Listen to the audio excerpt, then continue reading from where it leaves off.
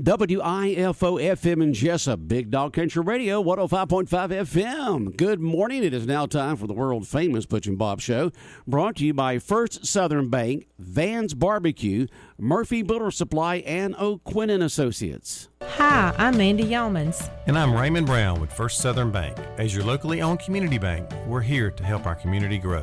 Our customers are why we are here. You can tell we want your business. We offer all types of deposit products, personal and business. We have fast, efficient service, and yes, we have online banking too. I'm sure we have an account to fit your needs. Stop by or call us at 912-588-1010 and see how First Southern Bank can help you. We're FDIC Equal Housing Lender. When it comes to barbecue, Van's Barbecue in Jesup is the place to be. A small family-owned business located at 1876 on the Savannah Highway. Van's Barbecue has lunch and dinner specials. Stop by or call to make an order. The number to call, 427-3358. Van's Barbecue's new manager is Sarah Van. Van's Barbecue offers potato salad, coleslaw, baked beans, and don't forget their delicious mac and cheese. Also, check out their shrimp plates, the best in town. Yes, when it comes to barbecue, head to Van's Barbecue, locally owned and operated. Stop by and tell them the Big Dog sent you. Once again, the number to order, 427-3358. Since 1946, Murphy's Builder Supply has been serving the folks of Jesup, Wayne, and surrounding counties with quality products and knowledgeable service. Matter of fact, they feel they sell service first to make sure you get exactly what you need for your home improvement projects. And with each employee at Murphy's being there for 10 years or more, you know you're talking with someone with the experience to help you with building supplies, tools, paint, and all the things you need from a full-service hardware store. The best choice in home improvement is Murphy's Builder Supply, 156 Northeast Broad Street, Jesup. Are you looking for an insurance company that you can call and talk to a live person? Are you looking for an insurance company where you can walk in and talk to an agent? Are you looking for an insurance company that offers multiple companies so they can try and get you the best rate? If you said yes to any of these, then you need to call or come by O'Quinn & Associates Insurance Financial Services. We offer multiple companies so we can find the best fit for you. Give us a call at 385-1000 or stop by our office at 212 South Fair Street right here in Jesup. The following is an exclusive presentation of Jesup Broadcasting, the sports leader in Southeast Georgia. World famous. The world famous Butch and Bob Show. World-famous Butch and Bob Show right here on WIFO, 105.5 FM in Jesup. And on the phone with us is State Representative Stephen Meeks. It's Mondays with Meeks. Stephen, appreciate you calling in here on a Monday. I know you said you got to get to an appointment at 8:15, so we won't keep you long. But the big news last week, the Georgia House passed a $32.5 billion mid-year budget. So tell us about that. I know the vote was 170 to 1. One person voted against it. So I don't know who that person was, but anyway, always won. Well, good morning. Good Monday morning from your state capital. Thank you for the opportunity to call in and visit with you on the events from last week. Yes, sir, 170 to 1. I do know who that is, and where there's somebody's not going to be happy about something when you have that size of a budget. But we did get the mid-year budget done, which is an opportunity for the General Assembly to the terminology that we use is to true up or to provide the actual funds needed. We have to remember that whenever we do our budget, we're doing it on a projection and an estimate from the governor. So we revisit it mid-year to make sure our state agencies have in their budgets what they need. If there are funds that haven't been spent, we can reutilize. We can take those back and utilize those somewhere else. But it's a great budget. Continues to be a balanced budget. It does take into account, some of our state surpluses and doing some great things there. But the one thing that we did do that the governor talked significantly about was the one-time homeowner tax relief grant to the tune of $18,000 for homeowners. So we did include that as a part of and utilize some of the funds from the budget surplus. I want to mention real quickly on the budget surplus where the majority of that came from. Of that $6 billion surplus, $3 billion of that was from capital gains taxes paid as a result of the stock market riding high last year or year before now. But we don't anticipate those revenues, so we're making sure that we continue to budget very conservatively as we do anticipate at least the capital gains portion of the tax revenues being down, given the stock market has been down over the last year. Some other great things that we did do. We continued. We fully funded QBE. We've to the tune of $128 million. We fully funded that. This is, I believe, the second or third year that we've fully funded QBE. And within the world of education, one of the other things that we have done a couple of years ago, we did some security grants for schools to upgrade security, and we're doing that again. We're doing $60,000 per school in the state in the House budget. And what we will do with that, instead of it being specific to the school, we will provide $60,000 per school in the county, and then give the opportunity for the school districts to utilize how they want to utilize that as schools are built and remodeled, as we were doing in Wayne County. Those security upgrades may be already integrated in what they're doing, and there may be an additional need somewhere else. So we're giving the local school boards the ability to utilize that $60,000 for school grants wherever they might need to do that. So some really good things going on. One other thing that I found to be really interesting and exciting for our part of the state within the excuse me, is within high schools and technical schools, we have a program that started several years ago that provides essentially simulators for students to learn how to operate heavy equipment. Currently, there are 6 schools and 6 technical schools around the state that have those simulators. It's a real world simulator where you sit down, you put on a pair of goggles, and it everything that would happen on that piece of heavy machinery, you feel within that simulator if you're about to turn over or whatever it might be. So we're funding more of those. It'll be 8 more schools with 2 additional simulators each, to the tune of about $3.36 million.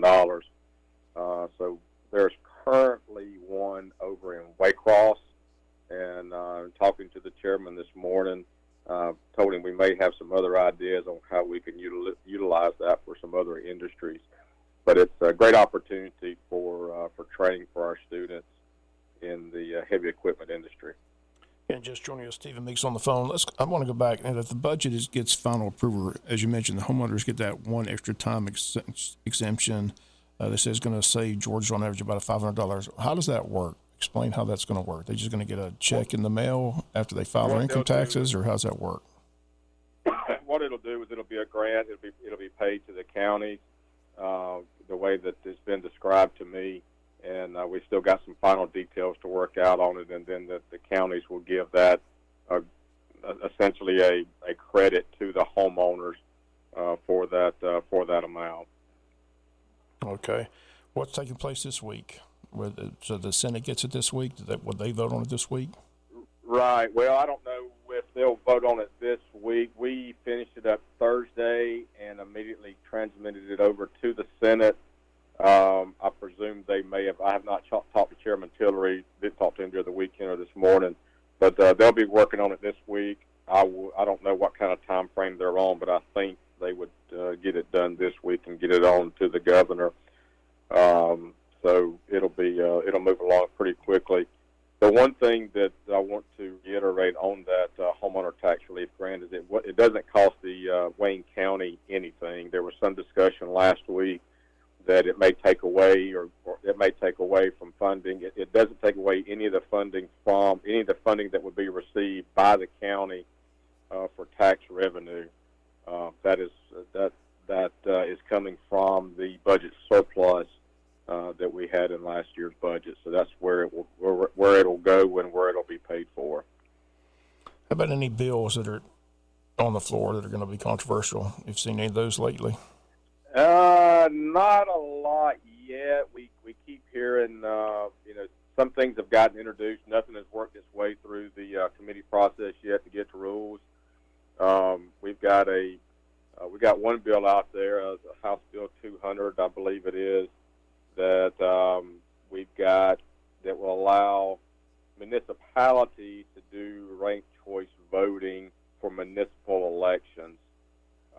It'll get a lot of attention as we move through, and then our perennial gambling bills have been reintroduced as well.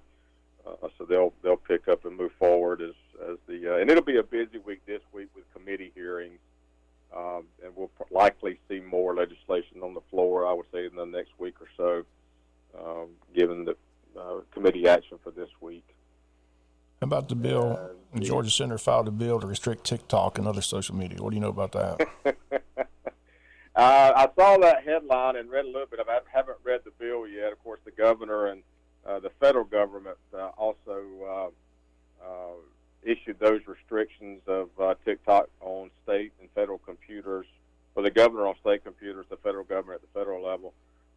It'll be interesting to see where that bill goes. I have not read it, but it'll be one that will gain a lot of attention as we move forward.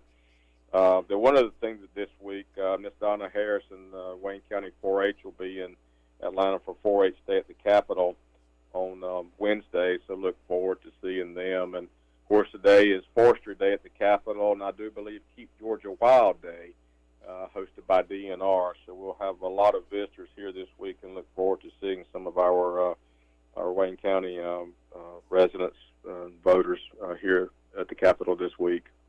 Do you have any update on the situation in Waycross, Okefenokee? No, sir. The bill was dropped. We haven't. That bill, nothing's happened with it yet. I've had some conversations, but nothing. No update on that one yet. No, sir.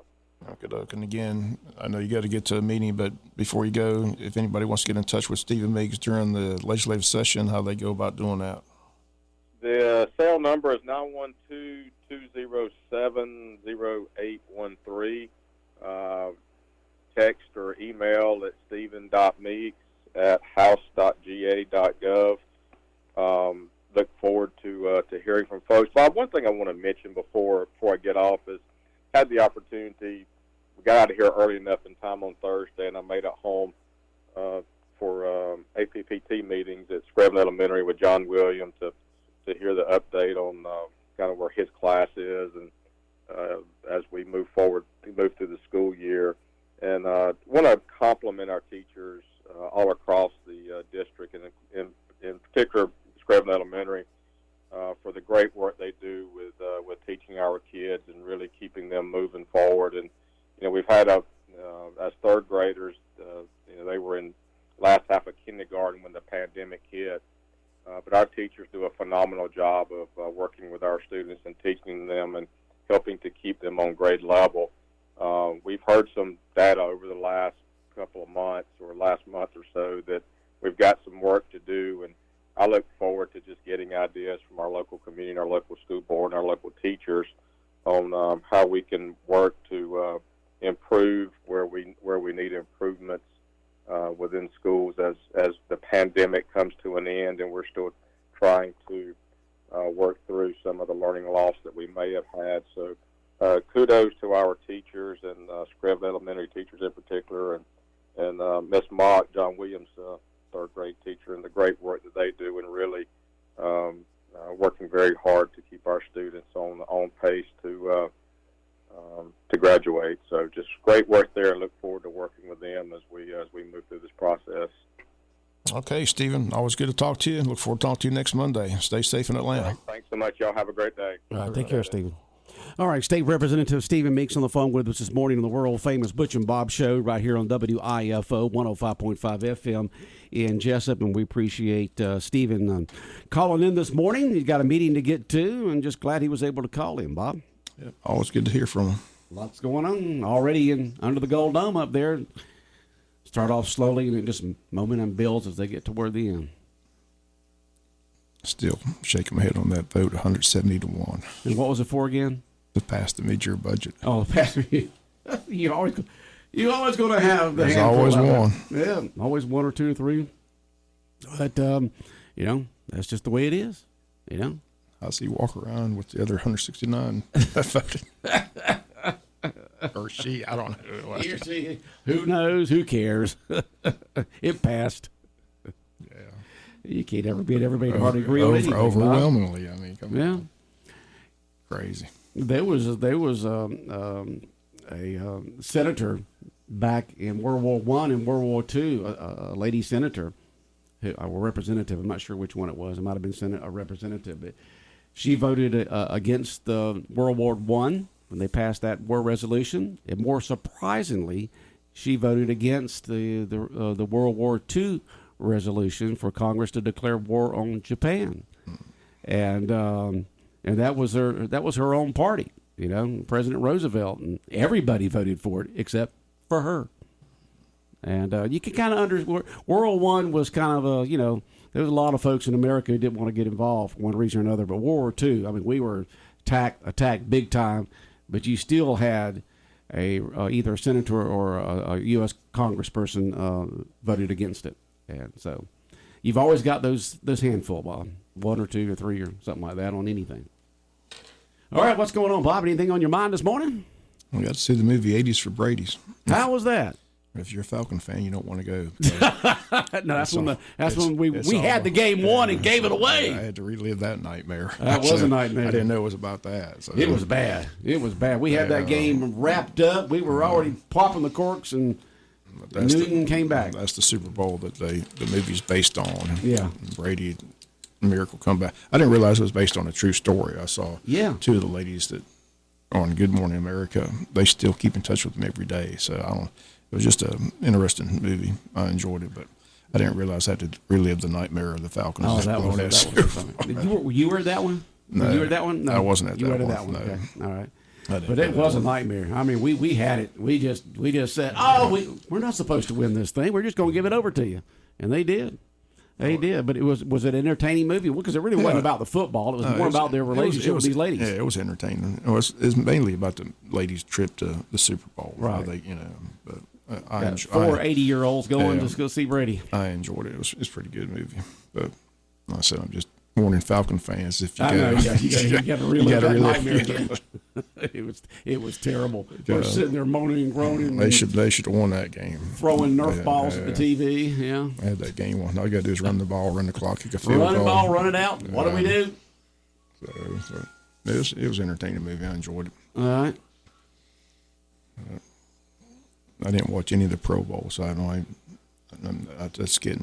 was listening to AM 1370 Fox Sports guys. They were crushing the flag football. So were they crushing it? Yeah, I said it was. Well, the NFC won 33-30 or something like 35-33 or something like that. Yeah, something like that. Yeah, they won.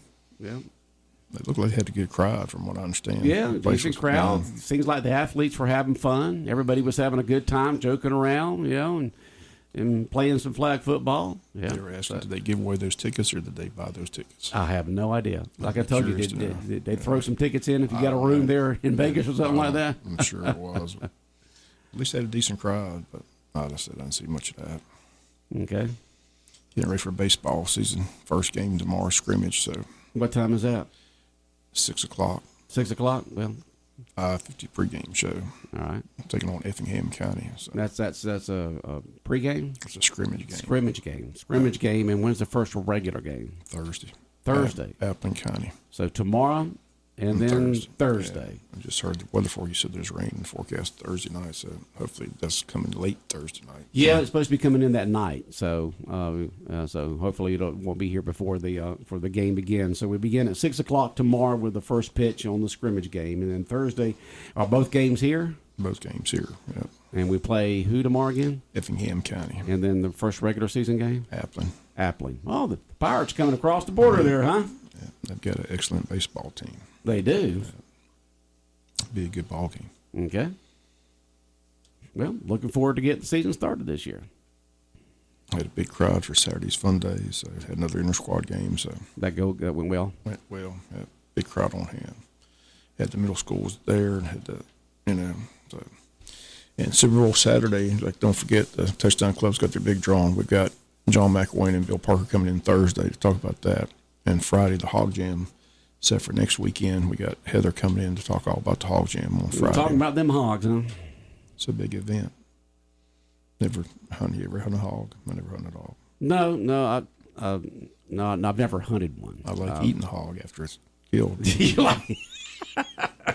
Y'all go hunt it, I'll eat it. That's right. You're just doing your part, right, Bob?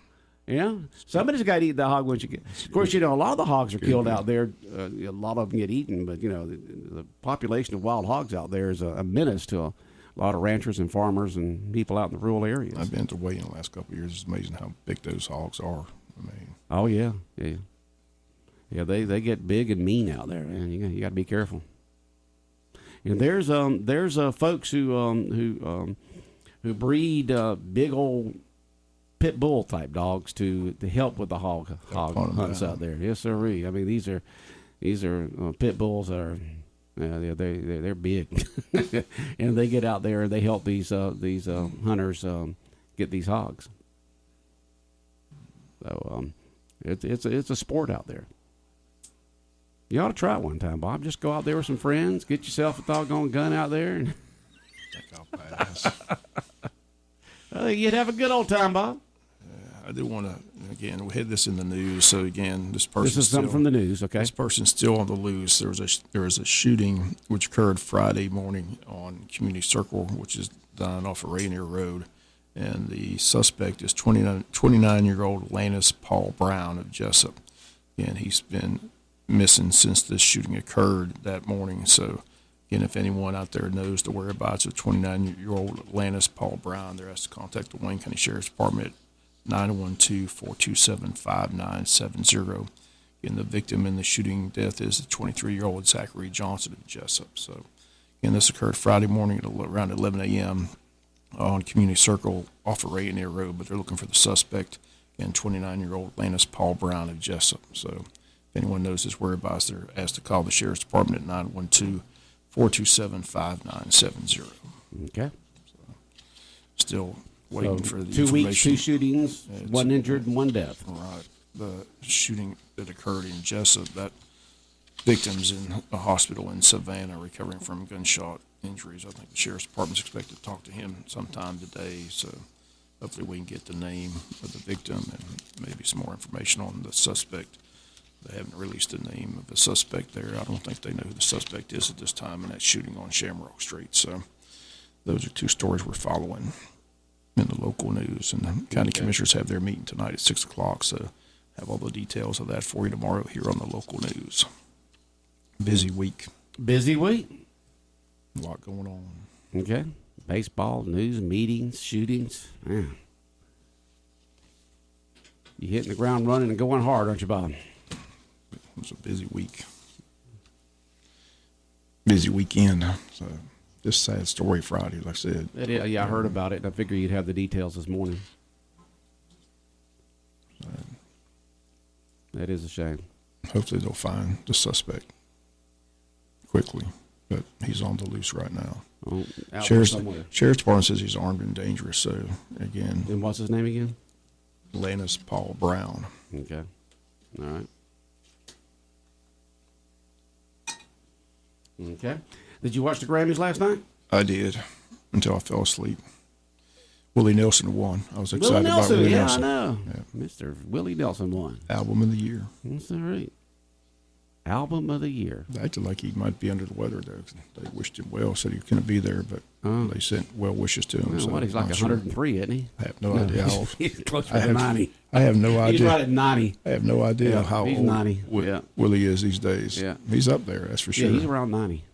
Yeah. Yeah, he's right around 90. Yeah.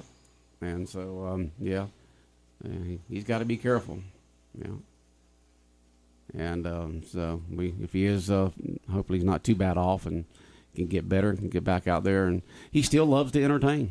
I mean, he still loves to get out there and entertain. So hopefully he'll recover and be okay. All right. All right. Anything else going on, Bob, on your mind this morning? Breakfast. That's on my mind. Always thinking with your belly, aren't you? I mean, I didn't get much to eat last night. we got about 6 more minutes, Bob. You can't go anywhere. Oh, well, they had that first kind of, I'll call it an exhibition thing for NASCAR yesterday where they, get the Coliseum and pave it. I mean, that's a small track. I mean, sheesh, that is a small track. Yeah, everybody's gearing up for the Daytona 500. So now, that's to me, that's the first one. I watched a little bit of the NASCAR thing yesterday. I said, this ain't racing. So it's good scheduling. You got Super Bowl Sunday this weekend and NASCAR Super Bowl the next Sunday. Next weekend. So it's amazing how NASCAR starts off with this biggest race of the year, where usually a sport ends with their biggest event. NASCAR starts off with its biggest one.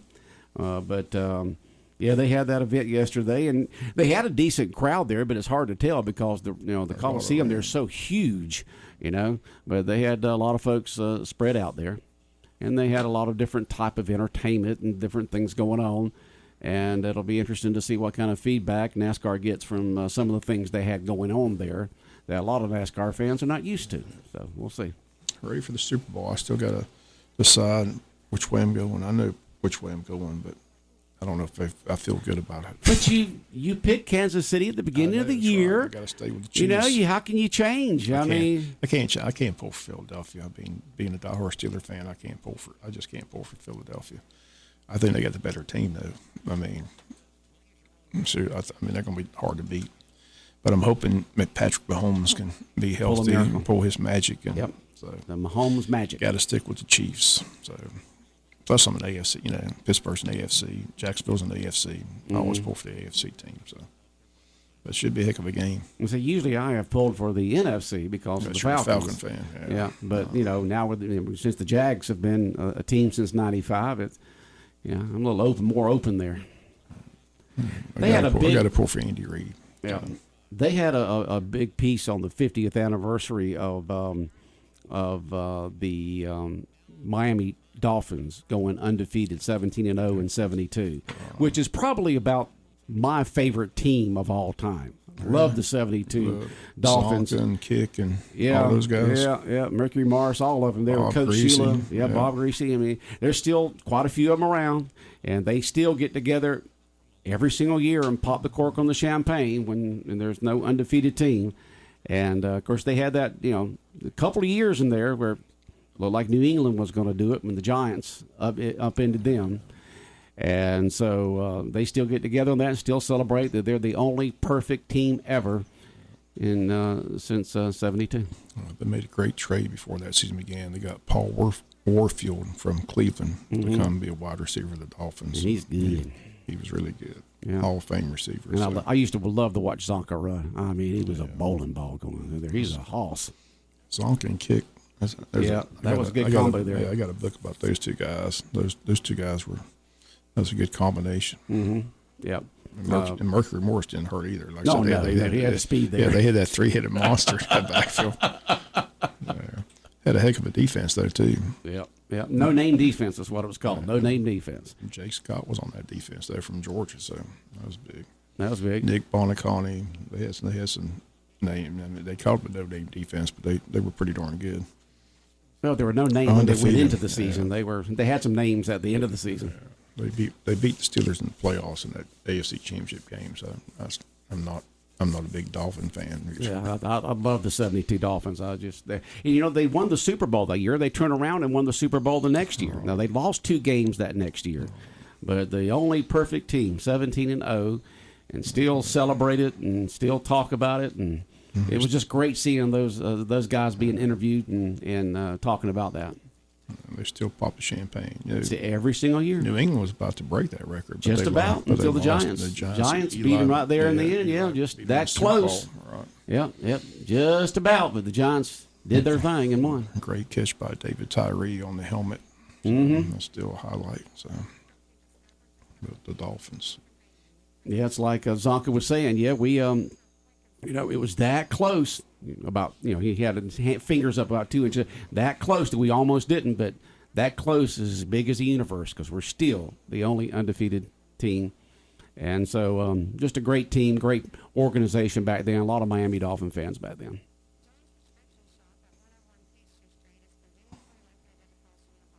Yeah, guess Matt can hear that. We got that RF there, and Matt's trying to figure out why. What I was doing. Yeah, we got all this new wiring around here that Mark did with the computer and over here and all that, and it created RF into the board somehow.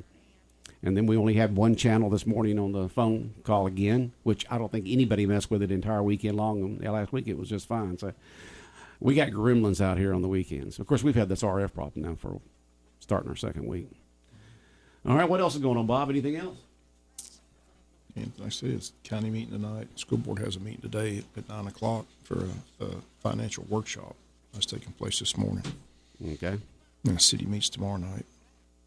Okay. Hats off to the basketball team. Like I said, as soon as we get the opponents and times of that tournament, which starts not this weekend but next weekend, the February 16th to the 18th. So it's going to be nice to be hosting the region basketball tournament at the Benny Ratliff Arena. So it should be a good crowd coming to Wayne County.